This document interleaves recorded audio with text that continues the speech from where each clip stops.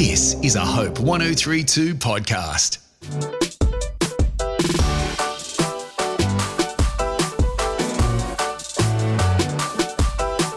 Hello, welcome to a brand new season of Undistracted. 10 seasons in now. So much to catch up on. If you're new to the show, thanks for joining us, and make sure that you do take a look at the great conversations we've had. This is the podcast where we learn from our guests how to be better at building our lives with intention around our passions, our purpose, and dealing with some of the stuff that can get in the way of it. Today we're talking about alcohol, addiction, and the impact that it can have on a life. According to the Australian Institute of Health and Welfare, the majority of Australians 14 years and over consume alcohol. In 2021, there were almost 1,600 alcohol-induced deaths in the country, and in the last 2 years, alcohol was the most common drug of concern people receive treatment for. Attitudes around drinking, though, are shifting, with 23% of the adult population not consuming alcohol, but for those that do drink, over a quarter end up over the recommended limit. Justine Whitchurch is a sobriety advocate, health and fitness coach and writer who almost lost her life in 2012 when her alcohol addiction became too much. With a music career, kids and relationship in the wings, entering rehab was do or die for Justine, and now she's set on helping others break cycles of addiction. Let's welcome Justine to the show. Thank you. Nice to be here. Thanks for having me. You are an incredible advocate for what a life can look like when you take situations that are difficult, you take addiction, and you turn it into a life, I think, that shows the power of transformation, the power of clarity as well. Your journey with alcoholism, we'll get to different aspects of it in this conversation, but I want to start at the beginning for you. Your first introduction to alcohol. When did it become something that you were trying to connect to in life? I think, my journey with alcohol probably started like every other teen. So, I was introduced to it at a party when I was maybe 15, 16, and there was nothing untoward at that point in time. I think, over the next couple of years, it was definitely just a very sporadic social thing. I don't think I ever felt like I needed it. I've always been an extroverted introvert, and my things like my anxiety weren't social anxiety. It was other forms of anxiety. So I didn't really need it.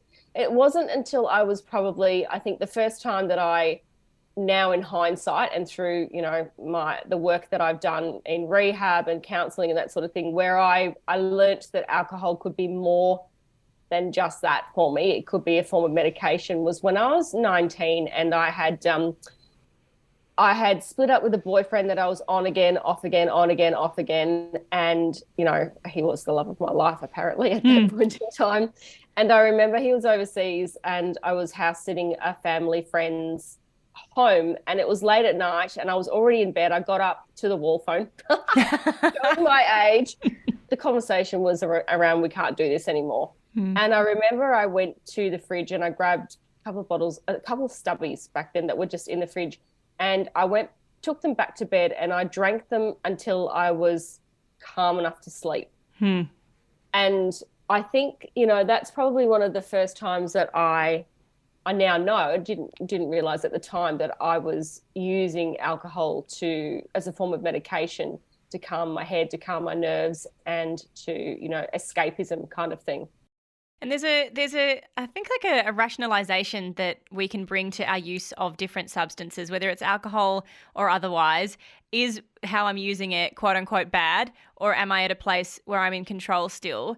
What do you think that line is between when something is something that we're relying on and something that we might just be enjoying on a night out? What is the line? I think we all intrinsically know. We just don't want to acknowledge it. So I think, for me, a telltale sign is if something starts to become overwhelming or challenging, and one of the first thoughts you have is, how can I escape this? Or how can I rid myself of this feeling through alcohol or drugs? Then you are relying on it to cope. And, I would say that there's a very large percentage of the population that do that. Over time, we've just eroded our natural coping mechanisms, and we're all looking for the easy fix for everything in life. And, the unfortunate thing about alcohol in particular, and drugs, but alcohol, is that it's such a socially accepted means of coping that we don't flinch, because we're like, well, everybody else is doing it. It doesn't mean that it's right, but it's what people do. You know, the kids are playing up today. We'll come over, we'll have a glass of wine. You know, it's our first fix for anything that's slightly overwhelming. So I think we know, but it's a very hard pattern to break based on how accepted it is in society. So is our language around alcohol something that needs to change then? Because even if you're just enjoying, you know, a social drink at a barbecue, there is a sense that this is how we let off steam, we do it this way. So do we need a change of perspective around alcohol as a whole? I think so. There's been some great ads, you know, over the last few years where they probably talk about it as in, what is your relationship with alcohol? And I think that if we start to look at it from that perspective, we get a better understanding of where we sit with it. And, you know, they're talking about alcohol in 20 years' time being like our conversation around cigarettes. Yeah. We're not often looking for the pitfalls. We're only looking for the benefits. And there are so many pitfalls. It's ludicrous, really, when we break it all down. But definitely the language needs to change. And even our terminology with, you know, there's not a lot. Some people don't associate with the term alcoholic or alcoholism, even though, you know, on a technical term, they probably are if you go back to science-based evidence. So, you know, we've got things like grey area drinking now and, you know, alcohol misuse syndrome, you know, all of that type of thing. I think less labels, the better, because there will be more people that will be able to identify with where they're at. And if we take a couple of steps back for a second, your relationship to alcohol, if we look at it that way, really was something connected to your experiences of anxiety. And in your book, Sobriety offered everything or delivered everything that alcohol promised. You do speak about these habits and these tendencies you had even as a little girl that looked a little bit like OCD might these days, right? It was never diagnosed for you, but it was sort of this practice of having to have things a particular way. Is anxiety, or are anxiety and alcohol always a bad combination, do you think? Like, is that something that made it difficult for you? Definitely. So, you know, I had this conversation with somebody the other day. You know, we use alcohol to fix the anxiety, but the alcohol creates more anxiety. So one feeds the other. That's the unfortunate thing, is it's, you know, when we drink alcohol, yes, there's a short-term numbing of that anxious state that we're in.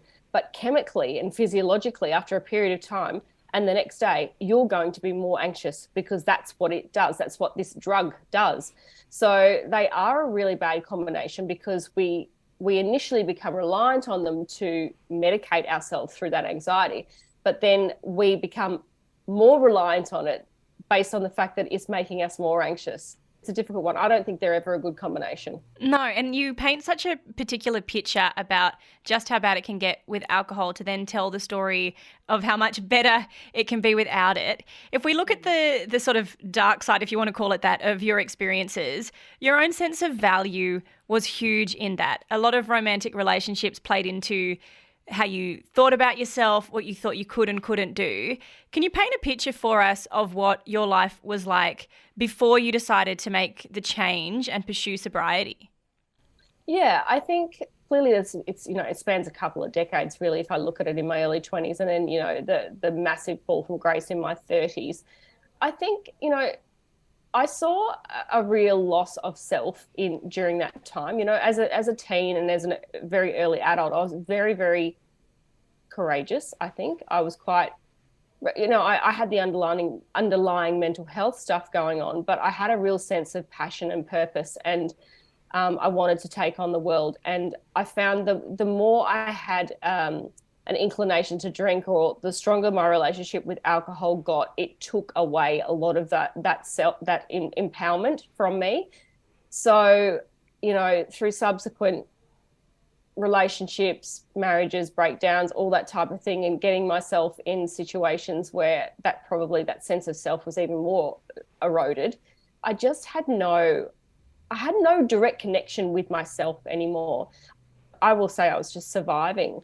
So my sense of purpose and all of those things, those wonderful combinations that give us drive to get up every day and do something and know that we're part of something larger and know that we have a connection to others in the community and the world.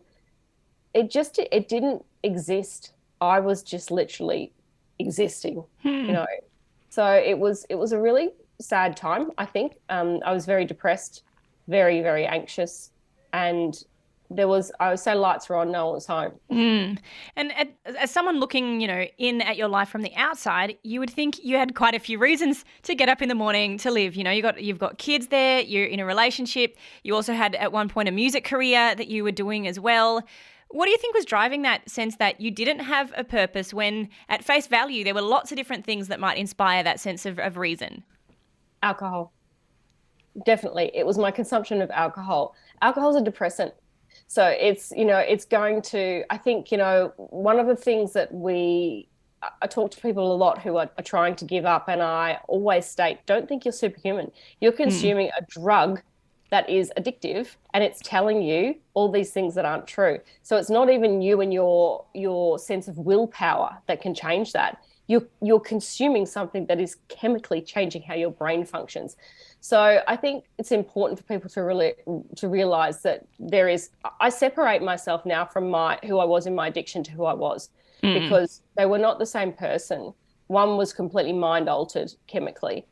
And yeah, it was a very, once you put down the drink, then you've got a lot of work to do. Yeah.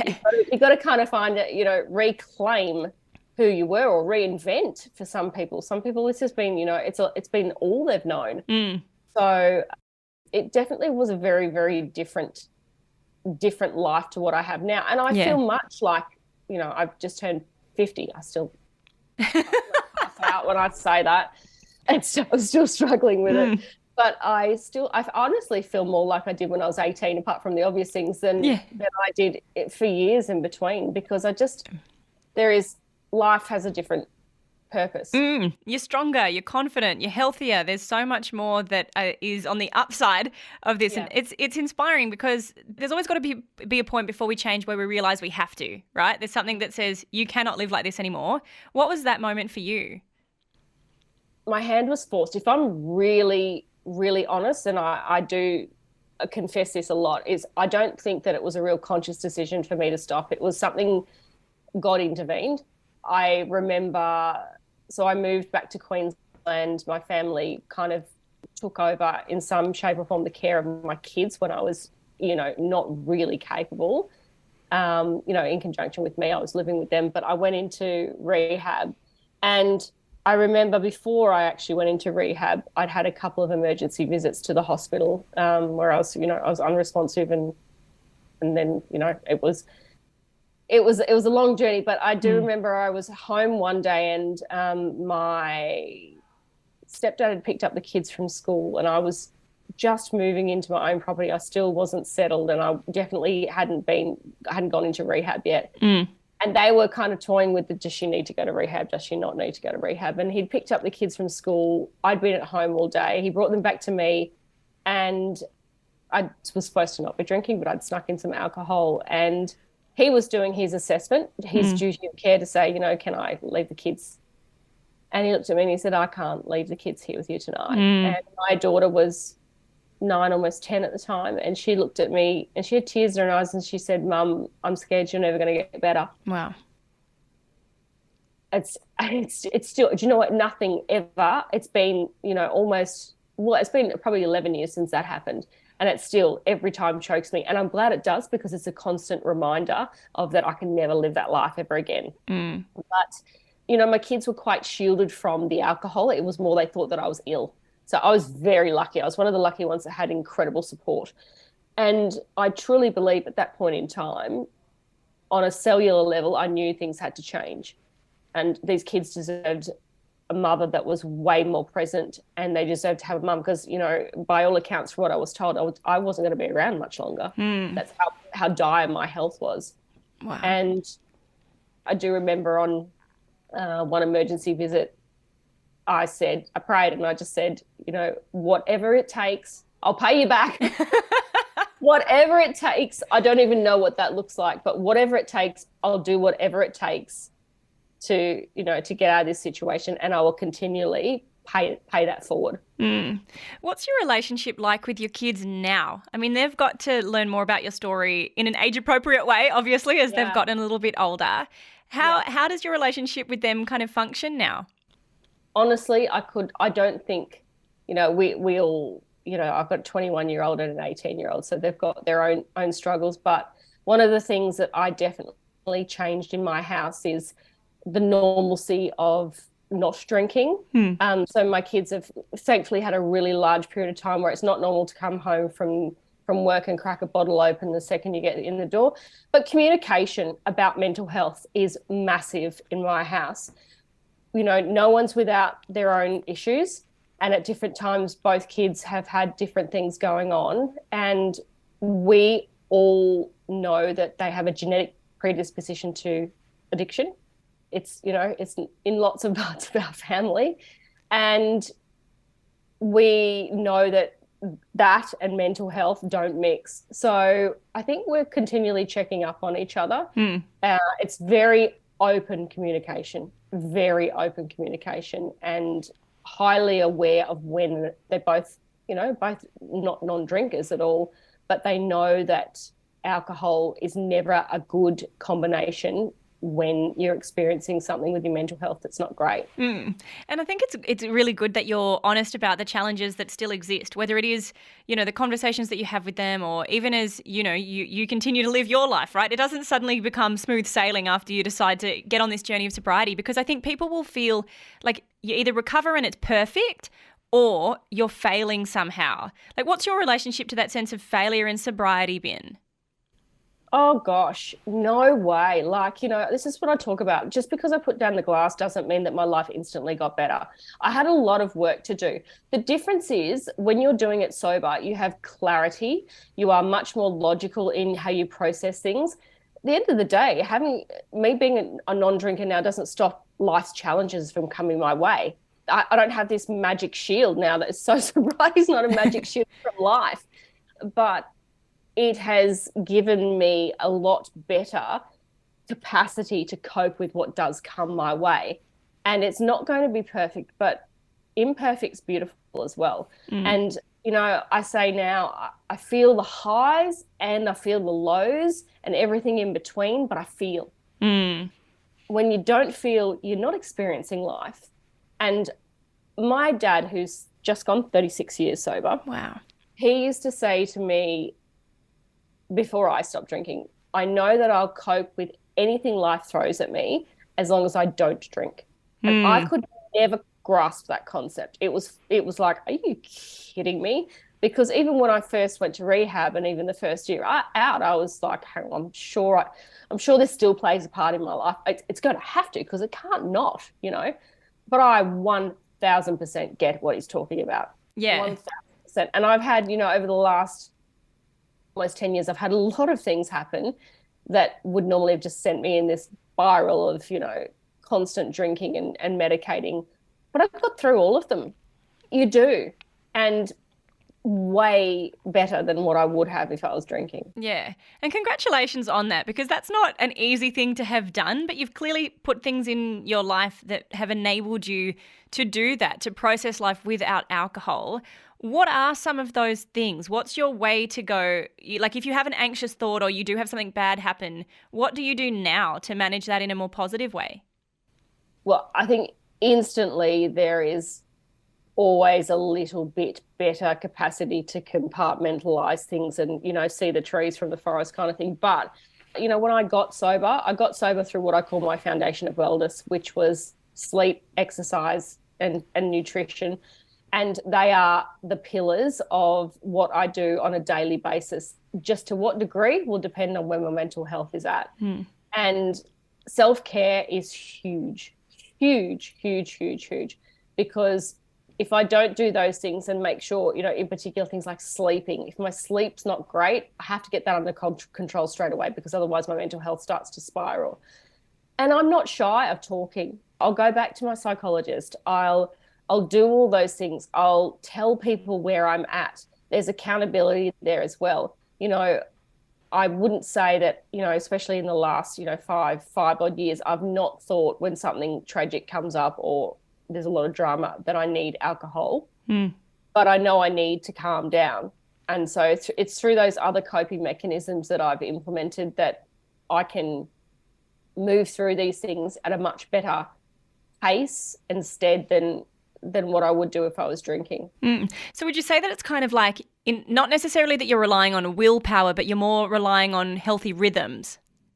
Absolutely. Healthy rhythms and routine.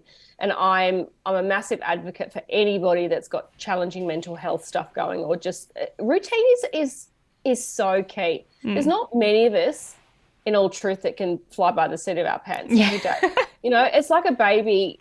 They thrive on routine, and so do we as human beings, and our brains do, and our bodies do as well. So I think, being out in nature, connecting with people, moving your body, because, physiologically when we move, we're changing what happens. And that doesn't have to be a 2-hour workout in the gym. It can be just a walk around the block 10 times, whatever you've got at your fingertips. Movement is absolutely key. I was just reading something this morning, actually, from a neuroscientist that was talking about the science behind what actually happens with your brain with certain types of exercise, and how it is actually a form of medication. It changes your neural pathways, it's amazing. Yeah. So I make sure that all of those things are in place, and I pull back. I remember when I was in rehab, I had a guest speaker come in who had bipolar, and he was talking about how he almost used it as his superpower, but he was saying that when he has his episodes, his manic episodes, he pulls back on everything that's unnecessary and goes back to basics. And I've always drawn on that. And I thought, you're right. The only things that matter right now are the fundamentals, and that's eating, sleeping, and movement. And everything else can get pulled back until I'm at a capacity where I can cope with more. And to motivate yourself to look after yourself in that way, to have a care in your physical and mental well-being, you got to believe that you're worth it, right? That you are someone who has value. How have you rebuilt that, your own sense of self-confidence and inherent value, when so much of what was happening around you for many years didn't suggest that you were worth it or could do things well? That's a really good question. I think when you remove all of the filters, and I'm using that just as an analogy, and for me that was alcohol and medication and that type of thing, you have an ability to connect to your inner self and your soul. And I think I was lucky. I had a pretty strong sense of self-worth when I was younger, and I drew on that as well. And I won't say that, that me imparting some of my own struggles and the reward I still get from other people back to me who are struggling or can relate, and all of those things, they actually give me power. So there was an interesting exercise in rehab where we're in a group situation, and we each had to tell one another 3 things that we found inspiring or motivating about, each other and all that type of thing. And I'm a real connecty person. So, group therapy was great for me. But somebody said to me, you give me hope. Because I'd already, in that short period of time, in that 8-week block in rehab, I'd made some real inroads compared to some of the others. And, I'm very lucky I did have that support from family and all that type of thing. But she said, you give me hope that I can recover. And that stuck. And I was like, geez, I didn't think I was worth that much. But then on a soul level, I was like, there's something in that. God's telling me something. There is something in that, and I know I have to do something with it. I don't know what that is, because I'm 8 weeks sober, if that, and I had no idea, but I knew that I had value to give to other people from my own experience. And that itself gives you a sense of self-worth. Yeah, it brings a sense of value as well. And I imagine too a feeling of responsibility. Like, does it kind of, once you become an example for people, does that feel like a burden of responsibility that you've got to carry to keep being that example? No, I don't think so. It's come quite naturally for me.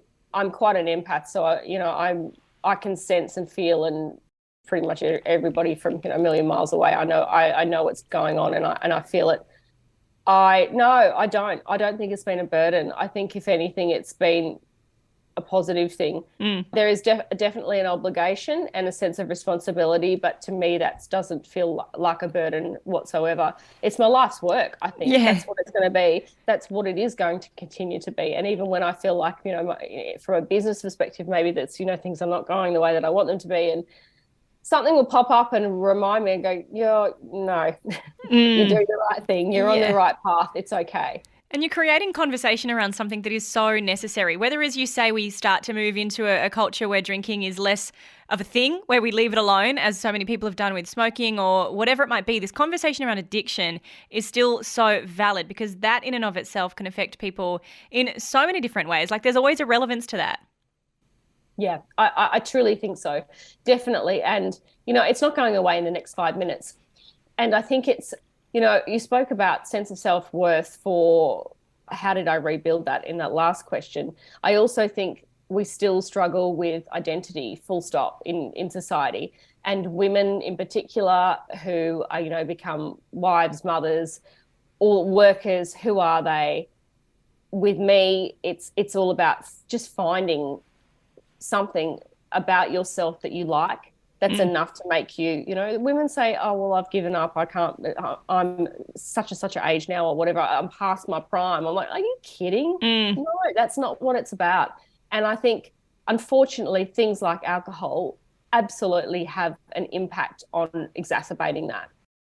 And you've evolved through so many different seasons, not only in your journey with alcohol, but then there's decades of marriage, there's decades of motherhood. There's also, now you mentioned your milestone birthday of 50. Like, when you hit those different transitional moments, there are new questions invariably we all ask ourselves. Like, it doesn't matter what age you are. You do say, okay, what is this phase of my life going to look like?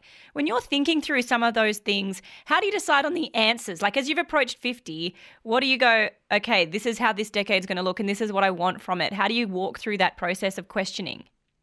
Sporadically, I think. I don't think there's one big. Sometimes I get epiphanies. Sometimes it's just I'll see something or read something and go, oh my gosh, that's where I'm at, or that's what I want. So I guess there's a little bit of influence from the outside, but at the same time, I listen to myself. I do a lot of self-questioning, and I, much more than I had done in the past, I go with gut instinct, because I truly believe that we all know what's right for us and what's not right for us. We just aren't always in the position to make those choices. Yeah, and the clarity of mind really helps you with that. Clarity of mind is massive. And yeah, I've made some really, really big life changes this year with before my pending 50th, as I still struggle to say it. But the end of last year and the lead up to all of that was a lot of, what do I want? Who am I? So that 50 milestone was like, well, actually, I have a finite amount of years left, and I need to be doing what makes me happy. Yeah. Makes me really happy. And I'm like everybody else. I make mistakes, or I delay decisions, procrastination, through whatever reason. But I think I get to a point now where I go, enough's enough. You need to listen to yourself. And you're certainly inspired to, again, come back to those core things of, this is what I want, this is where I'm going. And as you say, like, pay it back, live a life that's paying it back, kind of becomes central to some of that. Yeah, well, I when I talk about being a near-death alcoholic, I was. I had months to live by all accounts from my doctors. So I see it as a second chance, and I don't want to give that away. I was given a second chance for a reason, and I will want to live this life fully, whole and complete. And my dad says, live your life like somebody left the gate open. There's a couple of swear words in there as well. But, live your life like someone left the gate open. That is just endless, in terms of possibilities and opportunities. And that's living your true life, your true authentic life. And there's no way that I could have done that while I was drinking, because I didn't even know what my true self or true life was. I don't think I had one. Well, I want to ask you a question, Justine, as we wrap it up, that I ask many of our guests on the show, and I feel like we'll probably know what your answer is going to be. But this podcast, it's called Undistracted. We talk to our guests about how to live our lives intentionally around our passions, our purpose, to deal with some of the things that get in the way of that. So for you then, what would your life look like? What would you be doing if you were going to be truly undistracted, living in line with what sets you on fire? What would that look like? Speaking on a daily basis out in the community about the importance of not medicating your mind with alcohol or drugs, writing and writing and writing. I'd have a laptop on my lap wherever I went, just giving back, being present and continuing. I want to be an example of what life is like on the other side. And I don't like the term inspiration. I actually really don't like that term. And I actually pull people up when they talk about that. I would rather be seen as hope for a life that you can have when you make these changes. I think that, to me, that's just a natural way of doing it. So I would just continue to do what I'm doing now on a larger scale. Yeah, it's so good that you can say that, Justine. And thank you for the example that you have been and for taking the time to chat with us today. I really appreciate it. Oh, you're welcome. It's been a pleasure. Thanks for having me.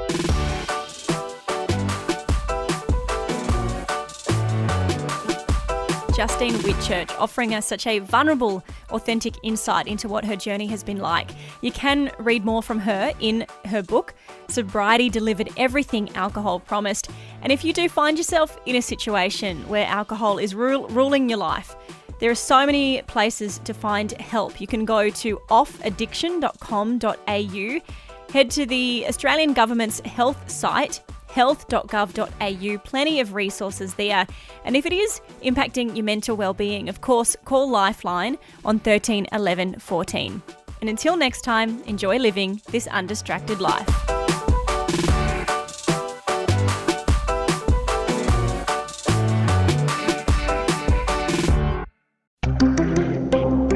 This is a Hope 1032 production. Thanks for listening.